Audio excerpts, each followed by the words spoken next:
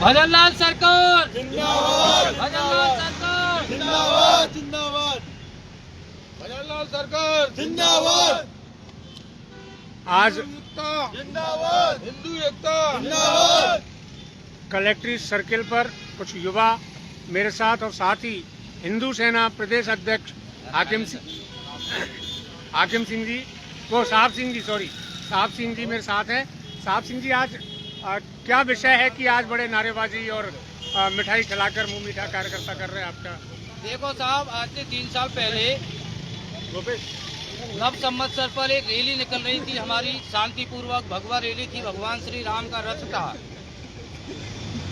और हम शांतिपूर्वक रैली को जब हटवाड़े में उतारा तो कुछ जिहादियों द्वारा जो पूर्व नियोजित था वो दंगा 3 दिन पहले ही उनकी मीटिंग हो गई थी। आज पुलिस ने कल खुलासा किया है तो उन लोगों ने रैली के ऊपर पत्थरबाजी की, एकदम अचानक पत्थरबाजी की, जिसमें भगदड़ मच गई, काफी नुकसान हुआ।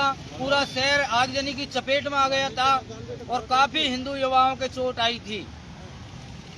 दुर्भाग्य था कि तत्कालीन कांग्रेस सरकार थी जिसने हिंदू युवाओं पर ही उल्टे मुकदमे लगा दिए और हमारे सैकड़ा युवाओं को जेल भेजने का कार्य कर दिया और हमें मुख्य आरोपी बना दिया उसका। हम ही तो पीड़ित थे और हमें ही मुख्य आरोपी बना दिया गया था।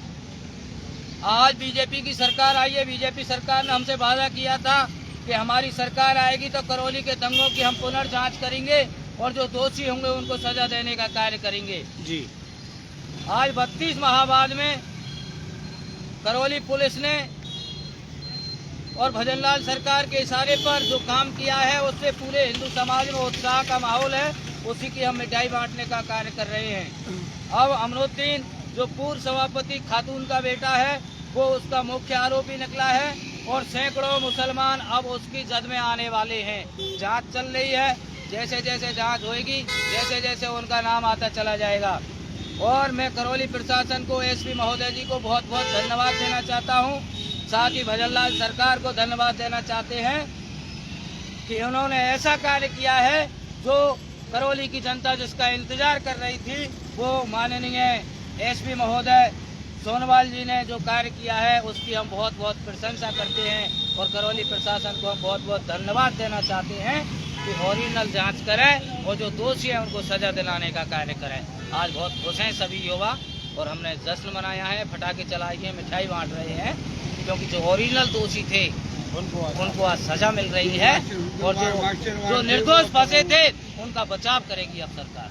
लेकिन सबसे बड़ी बात ये रही कि लगभग 42 माह हुए हैं, जबकि ये सारी चीज़ें पहले से आप लोग जो कह रहे हैं वो पता था कि कहाँ कौन मास्टरमाइंड है, कौन आरोपी है, लेकिन उसके बावजूद भी निर्दोष लोगों को 3-3, 4-4 माह की जेल हुई। ये क्या कारण रहे? इन अपराधियों को राजनीतिक संरक्षण मिला हुआ था और राजनीतिक संरक्षण के वजह से ही ये इतने दिन बचे रहे।